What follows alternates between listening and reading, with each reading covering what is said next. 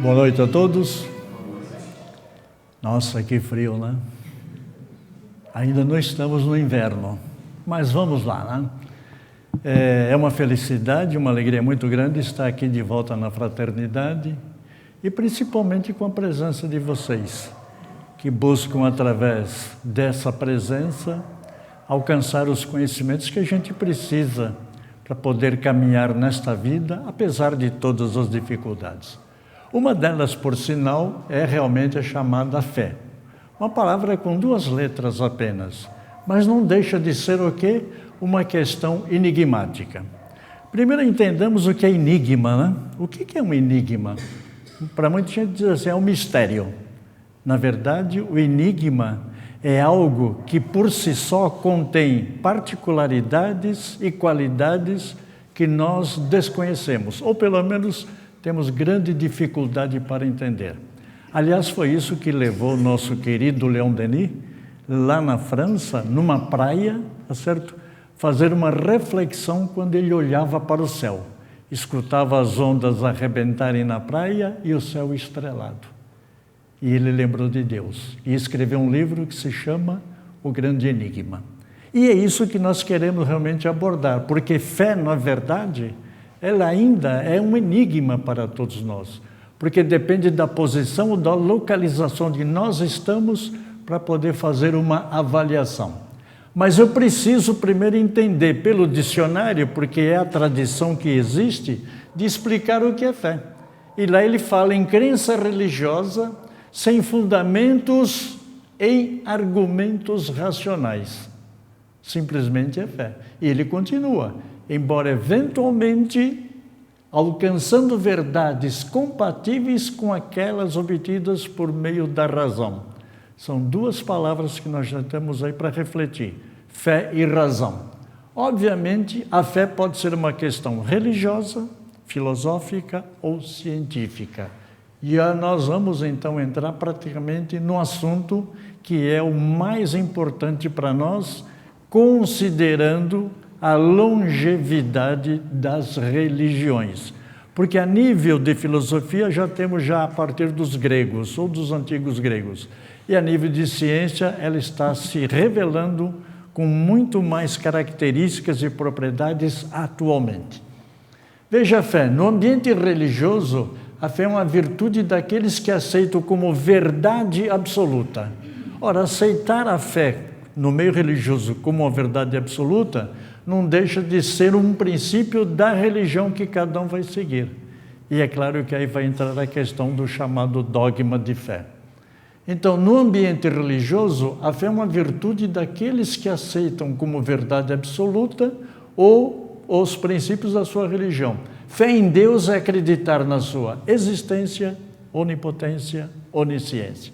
São os atributos de Deus que aparecem no livro dos Espíritos.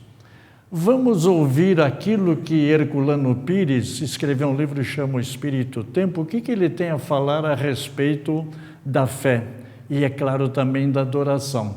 E ele diz lá num capítulo, no Horizonte Tribal e Mediunismo Primitivo, da adoração ligada à fé. Na litolatria, que era a adoração das pessoas pelas pedras. Da fitolatria, que era a adoração embasada nos vegetais. E aquela terceira zolatria, adoração de animais. Que nós percebemos isso principalmente em algumas civilizações orientais e mais historicamente lá na cultura egípcia.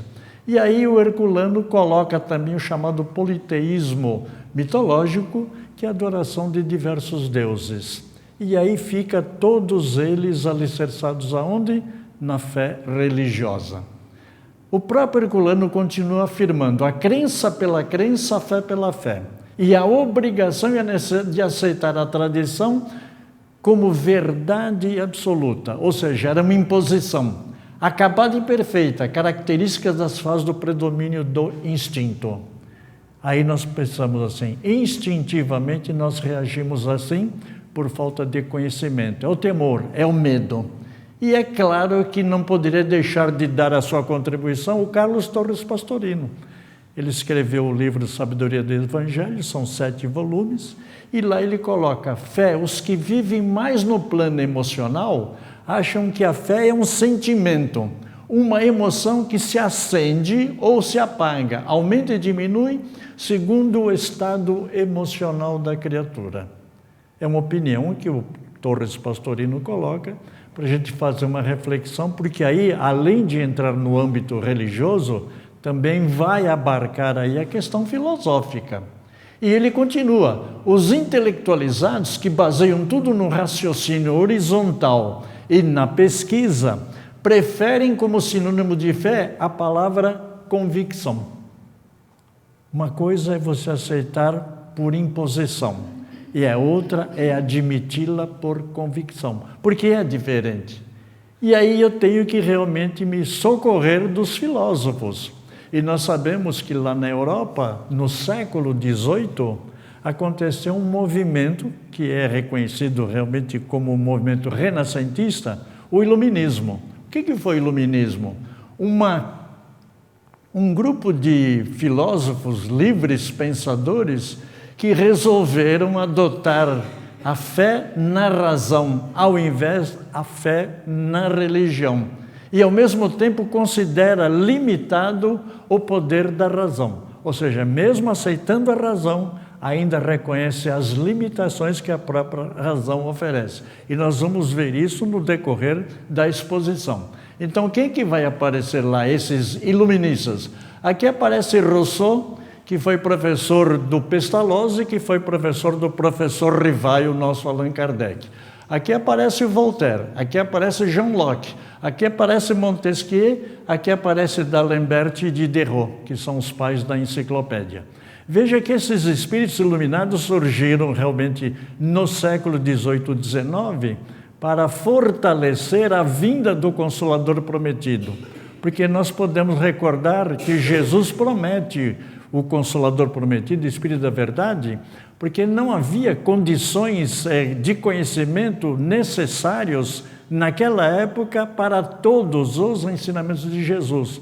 Ele pôde ensinar até um determinado ponto, mas precisou esperar que houvesse um avanço no conhecimento humano a nível de intelectualidade para que pudesse receber novos ensinamentos e, consequentemente, novos conhecimentos. Aí nós vamos na Revista Espírita, que foi escrita por Allan Kardec, e na de setembro de 1863, o Kardec faz essa colocação. Neste século, o espírito religioso estava perdido, sobretudo entre as classes letradas e inteligentes. De quem é que nós estamos falando? Exatamente daquele movimento chamado Iluminismo. O sarcasmo voltairiano, porque Voltaire era um dos iluministas, tinha tirado o prestígio do cristianismo. Veja que ele fala em cristianismo e não fala no catolicismo. O progresso das ciências fez reconhecer as contradições existentes entre os dogmas e as leis naturais. Gente, dogma, uma aceitação passiva. Leis naturais, uma aceitação ativa, porque aí se vai utilizar a razão. Eu volto ao Herculano, no mesmo livro Espírito do Tempo, ele diz assim: na proporção em que a razão se desenvolve, em que o homem aprende a pensar e a julgar, a fé cega tradicional já não pode satisfazê-lo. Aqueles espíritos luminares que trouxeram novos conhecimentos através do renascentismo, fez com que realmente a fé cega ela ficasse numa situação de dificuldade, porque o ser humano já começou a pensar. E pensando e raciocinando, ele faz o seu julgamento. E o próprio Herculano, quando escreve o livro Agonia das Religiões, ele afirma: com o Renascimento houve a explosão cultural e científica na Europa, e as religiões simplesmente se negaram a acompanhar essa evolução, mantendo-se na insistência de impor a fé cega ao ser humano. Que coisa interessante. É uma análise do nosso filósofo Herculano Pires para mostrar realmente o progresso do conhecimento.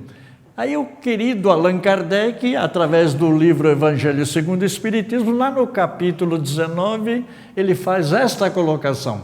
Do ponto de vista religioso, A fé consiste na crença em dogmas especiais que constituem as diferentes religiões. Todas elas têm o seu artigo de fé.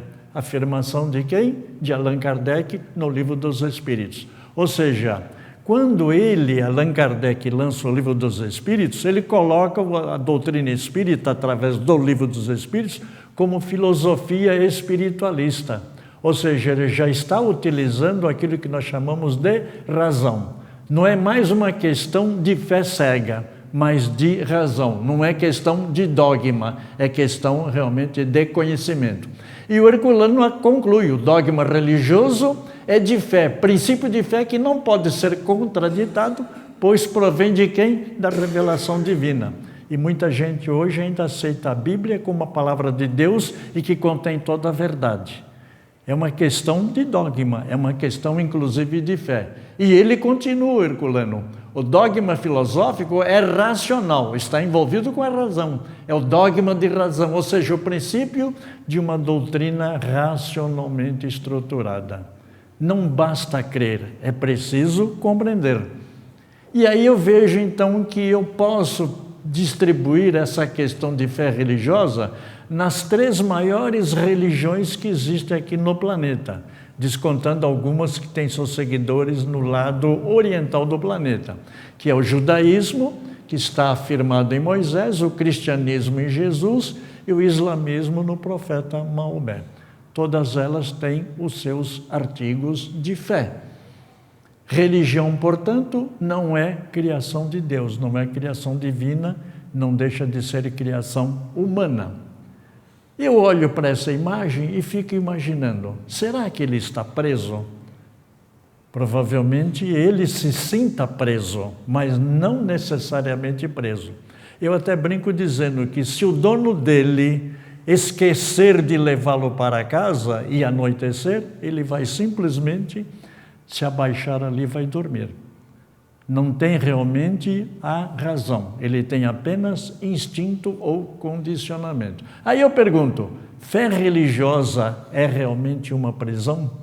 Dependendo da forma como você encara. Porque nas três análises, seja religião, seja filosofia, ou seja, ciência, vai depender do ponto de vista de cada um como está enxergando. Eu quero entrar agora na chamada questão filosófica, porque da religiosa é muito fácil, porque nós já somos religiosos de múltiplas encarnações. Nós não estamos aqui pela primeira vez e possivelmente seguimos realmente a igreja, tá certo, o clero, a igreja católica, desde tempos imemoriais. Se eu lembrar que os filósofos gregos, principalmente Heráclito, Pitágoras e Xenófanes, nomes esquisitos, né, para o nosso cotidiano, mas eles foram realmente os precursores que desacreditavam na religião e eles marcaram o conflito, o início, o conflito e ruptura entre razão e fé. Mais uma vez aí veja a cultura grega influenciando através da filosofia no nosso comportamento e, por que não, no nosso conhecimento. O fideísmo, doutrina teológica que, desprezando a razão, preconiza a existência de verdades absolutas fundamentadas na revelação e na fé. É claro que o Kardec, quando escreve lá na Gênese Caracteres da Revelação Espírita, ele está admitindo realmente uma comparação entre que é uma revelação divina e uma revelação humana. A revelação divina, por conter a verdade, ela é infalível. E a revelação humana, por estar sujeita a mudanças e modificações, variando de acordo com o avanço do conhecimento, ela vai sofrer transformações. Então o fideísmo era realmente aquele momento em que tinha que tirar a posição de primeiro lugar do fideísmo e trazer a razão para ocupar este espaço. E aí a gente então entende por que o fideísmo ignora a razão. Isso foi necessário, é claro, porque já na Revista Espírita de setembro de 1863, portanto, 6 anos após a publicação do Livro dos Espíritos, olha o que o Kardec coloca: a união do Espiritismo com as ciências filosóficas nos parece de alta necessidade para a felicidade humana e para o progresso moral, intelectual e religioso da sociedade.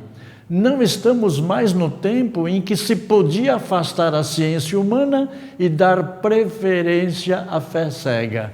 Olha que ele realmente já destacava a importância da fé raciocinada. Aí no livro Obras Póstumas, ele tem lá uma matéria onde ele fala das 5 alternativas da humanidade. Materialismo, panteísmo, deísmo, que eu destaquei, dogmatismo e espiritismo. O que isso significa? Com aquele movimento renascentista através do iluminismo, muitos livres pensadores, muitos filósofos colocaram as suas opiniões, os seus pontos de vista.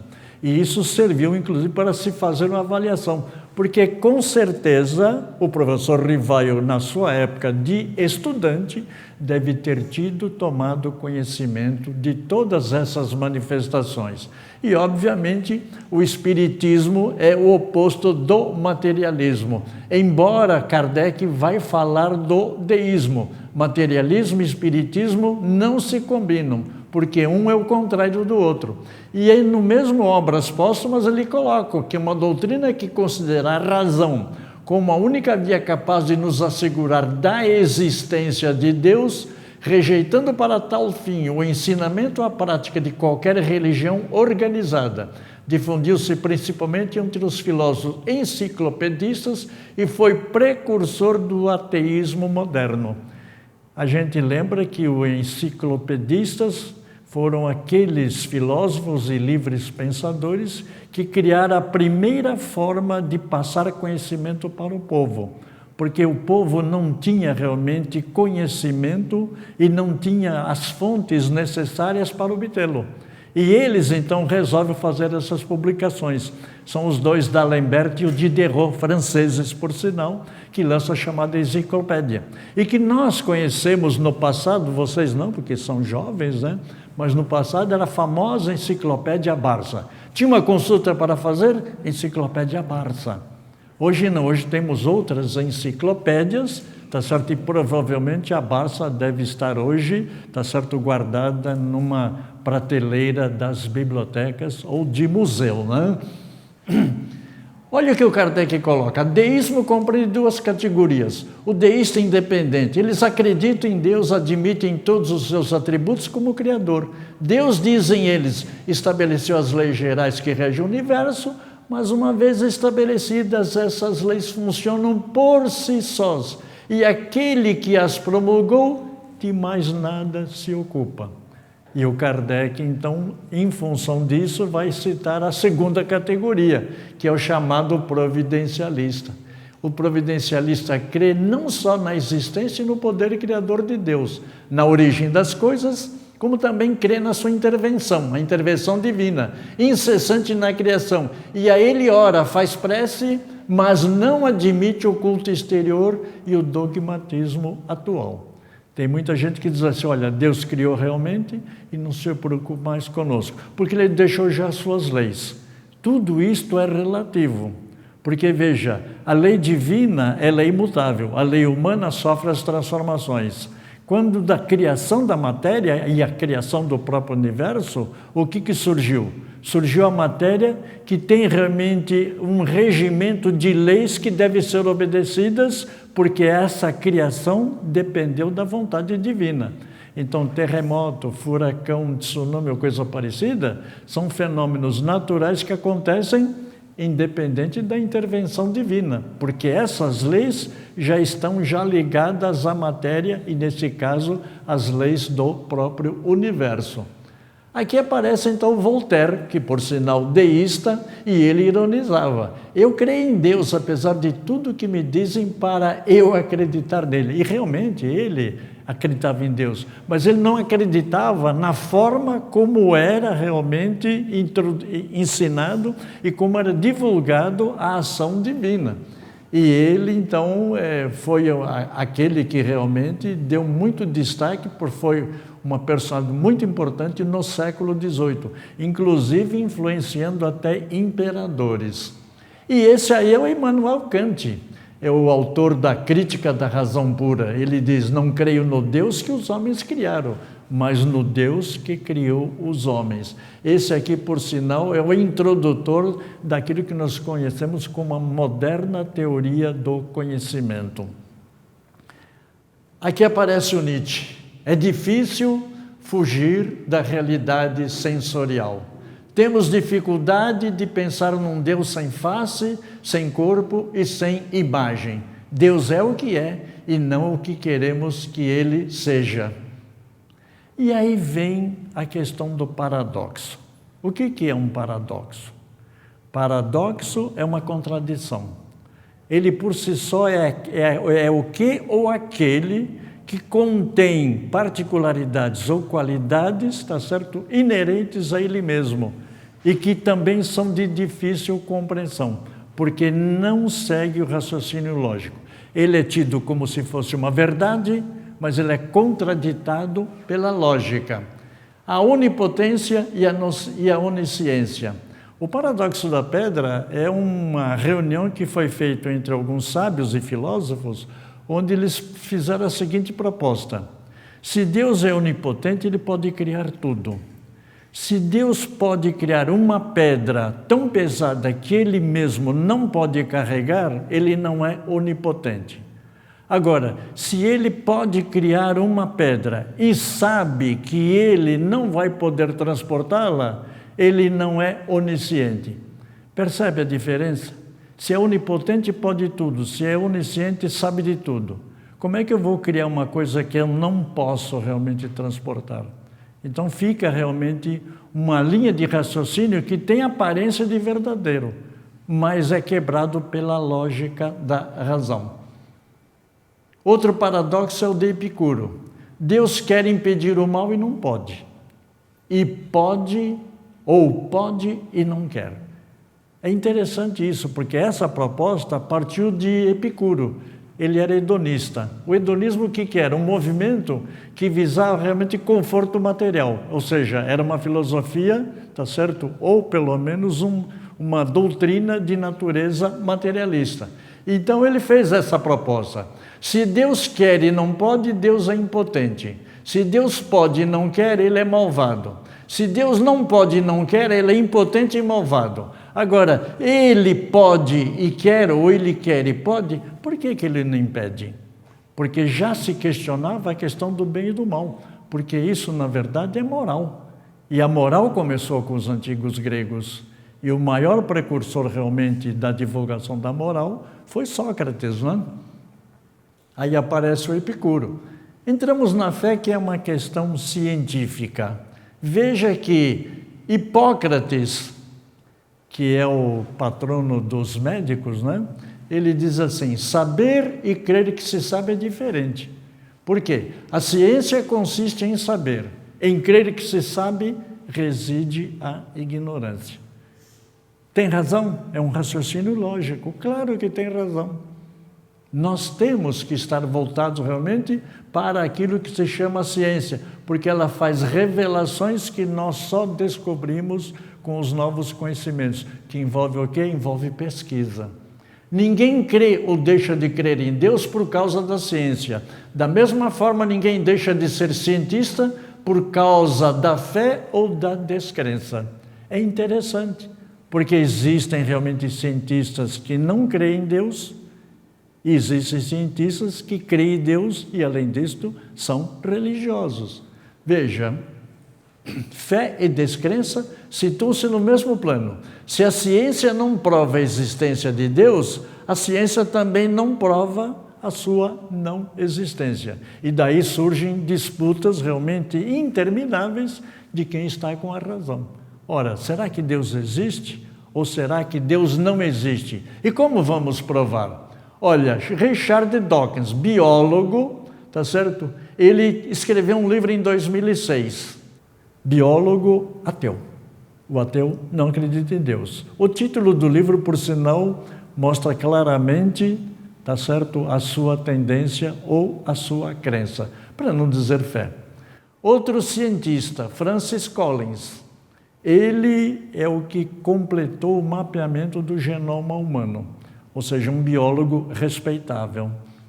Ele escreveu um livro em 2006, no mesmo ano que o Richard Dawkins escreveu Deus, um delírio. A linguagem de Deus. Um cientista apresenta evidências de que ele existe. Como nós estamos acostumados a lidar com coisas materiais, é muito natural que a gente sinta muita dificuldade para lidar com coisas subjetivas, com coisas abstratas. É muito fácil pegar um prato de comida para se alimentar, um livro para ler, um passeio para realizar. Mas é muito difícil realmente colocar na materialidade, entre aspas, uma coisa que nós não conseguimos tocar, que nós não conseguimos perceber com os sentidos normais. E o Einstein, então, traz para nós aquilo que chama-se ciência e fé e a aproximação de Deus. Quanto mais me aprofundo nas ciências, ou seja, quanto mais eu adquiro conhecimento científico, mais eu acredito na existência de Deus. Por quê? Porque o cientista, sendo religioso ou ateu, vai chegar num dado momento em que ele não terá escapatória, não tem para onde sair, não tem para justificar a sua tese ou não tem como fugir dela e justificar o porquê não aceitá-la. As pesquisas científicas existem várias, principalmente nas áreas médicas, que é aquilo que nos interessa particularmente hoje, porque nos centros universitários estão realizando determinadas pesquisas para entender determinados fenômenos que não são explicados pela ciência acadêmica, ou seja, pela ciência tradicional. Por exemplo, a questão da meditação. Já existem centros universitários que estão dando uma importância muito grande nessa pesquisa.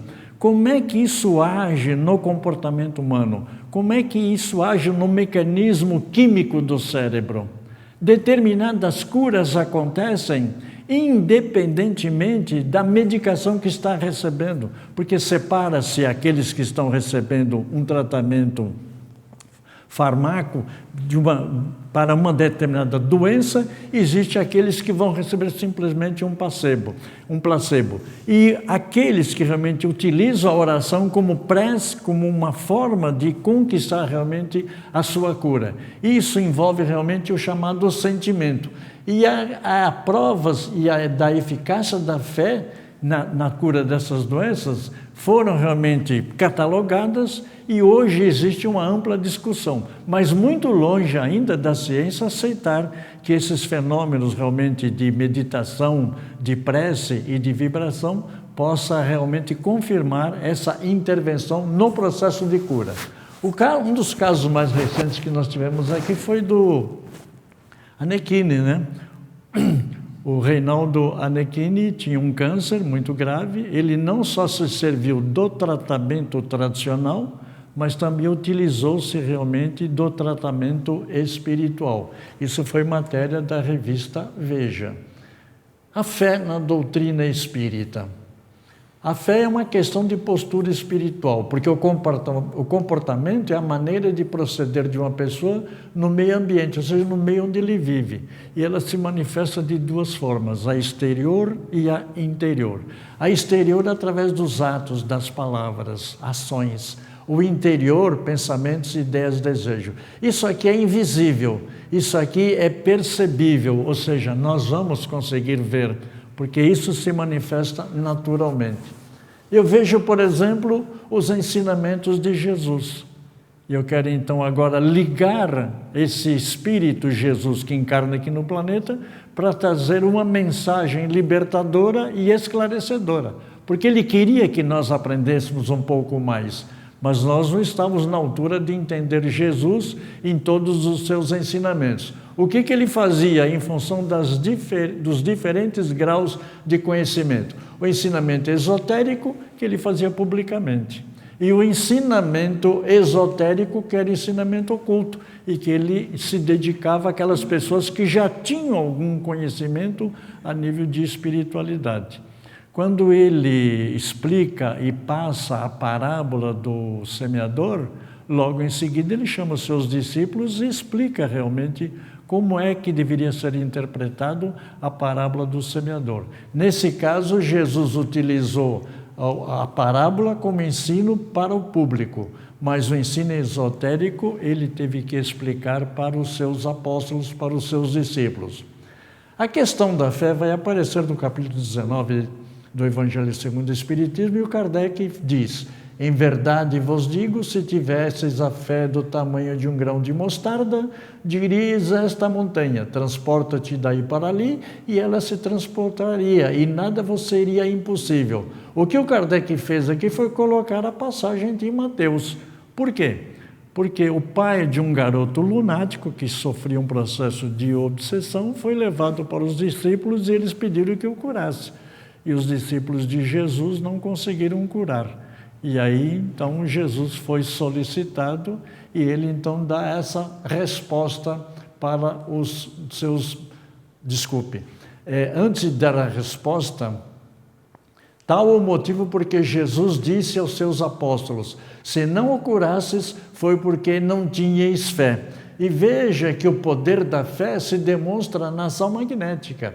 O homem atua sobre o fluido, modifica-lhe as qualidades e lhe dá uma impulsão. Se juntar uma ardente fé, pode, só pela força da sua vontade, operar fenômenos de cura e outros, tidos por prodígios, mas que não passam de efeito de uma lei natural, que vai aparecer no Evangelho segundo o Espiritismo, com esta resposta de Jesus. Ou seja, os apóstolos não tinham uma fé suficiente para acreditar que eles podiam. Na Revista Espírita, fevereiro de 1862, o Kardec coloca: o erro da parte das religiões é ter erigido um dogma absoluto, o princípio da fé cega, fazendo aceitar durante algum tempo crenças que os ulteriores progressos da ciência vieram contradizer. Ou seja, a religião caminhando por um lado, sem reconhecer o avanço da ciência que caminha por outro, acaba realmente se afastando das verdades e das novas conquistas. Por isso houve a chamada contradição. Se a fé na religião é uma imposição, ela é dogmática, é irracional, é crença cega, é submissão, função passiva. Mas e a crença, que aquilo que é a fé raciocinada? É a aceitação. É a compreensão, é racional, é saber, é uma função ativa. E a fé religiosa cega tem o maior exemplo no ano de 1978, quando Jim Jones, conhecido como um pastor evangélico norte-americano, era da igreja Templo do Povo, provocou num grupo um suicídio em massa, tá certo, que levou à morte por envenenamento mais de 200 pessoas. Nessa localidade, Johnstown, lá na Guiana Inglesa. Isso é uma barbaridade, 200 pessoas, está certo, que praticamente seguiram, vamos dizer assim, uma orientação do seu guru espiritual. É realmente uma fé cega. Então existem diferentes tipos de fé. A fé cega aceita tudo sem nada verificar. Pode conduzir ao fanatismo.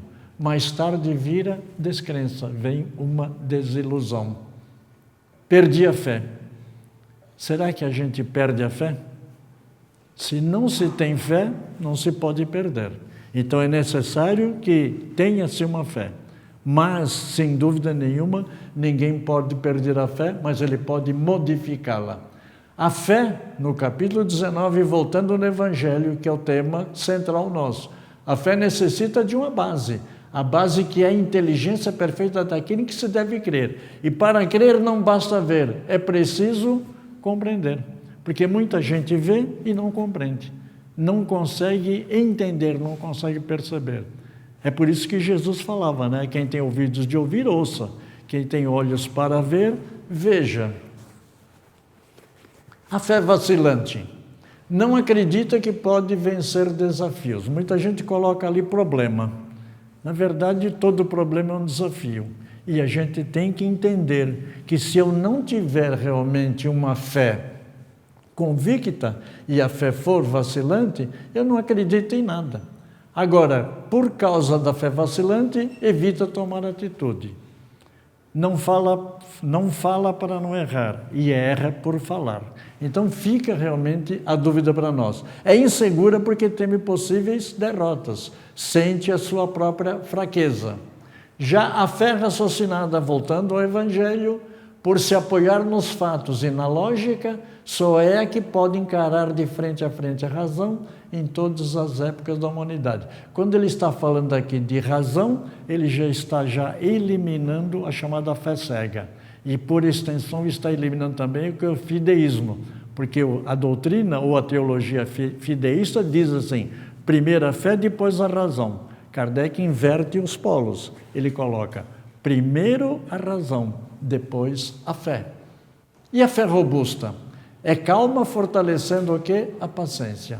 E olha, haja paciência realmente para todos os desafios que nós temos que enfrentar. Apoia-se na inteligência e na compreensão. Dá certeza de chegar ao objetivo visado. Aumenta a confiança em Deus e em si próprio. Isso chama-se fé robusta. É o contrário da fé vacilante e da fé cega. E a questão também da fé, naqueles milagres do Evangelho, que aparece lá na Gênesis, no capítulo 15. É bom destacar porque isso mostra realmente que já a questão da fé já era discutida e já era analisada naquela época. Por exemplo, Jesus disse para Pedro que estava na barca, Pedro, venha para aqui, para a terra firme. E o Pedro falou assim, mas como? Vou sair daqui, vou andar sobre a água, vou afundar, né? E Jesus falava, vem Pedro, tenha fé, tenha confiança, venha. E o Pedro começou, num princípio, segundo os dados do Evangelho, está certo que ele começou realmente andando. Mas, de repente, a sua fé foi vacilando. E, de repente, começa a afundar. Quem é que vai aparecer lá? Jesus realmente para socorrê-lo. Por quê? Pedro tinha uma fé vacilante. É claro que envolve outros problemas aqui, como Jesus pode ter aparecido num corpo materializado, tangível, que é bilocação, ou então o fenômeno da levitação. A fé robusta da mulher hemorroíça, ela sofria 10 anos do sangramento, mas ela disse, se eu tocar a veste de Jesus, eu serei curada. E ela realmente tocou a veste de Jesus e foi curada. Então mostra realmente que a mulher tinha uma fé robusta. Outra comprovação de força da fé é o centurião romano. Ele foi procurar Jesus. Centurião é aquele que comanda 100 soldados, né, no exército do imperador de Roma. E ele procura Jesus e diz assim, olha, o meu servo está doente. E Jesus diz para ele, pode deixar que eu vou lá para vê-lo. E aí o centurião falou assim, não é necessário que o senhor vá lá. Eu não sou digno de que entres na minha casa, mas diga uma só palavra e o meu servo será curado. Isso daí faz com que o Jesus dissesse para o público presente, em verdade vos digo que nem mesmo em Israel encontrei tanta fé. Porque ele já tinha convicção que Jesus não precisava. De onde vinha isso? De um cidadão que foi criado numa cultura politeísta. E como funciona a fé na atualidade? Complicado. E é complicado mesmo. Não é uma questão se funciona, mas como e quando funciona. Vamos dar um exemplo? Você precisa fazer uma viagem distante. Você só tem a opção ir de avião. Você precisa atravessar por um outro continente. Você só tem a opção navio. Você está doente, precisa fazer uma cirurgia. Vai ter que ir para o hospital. Não tem outra solução. Como é que está a sua fé?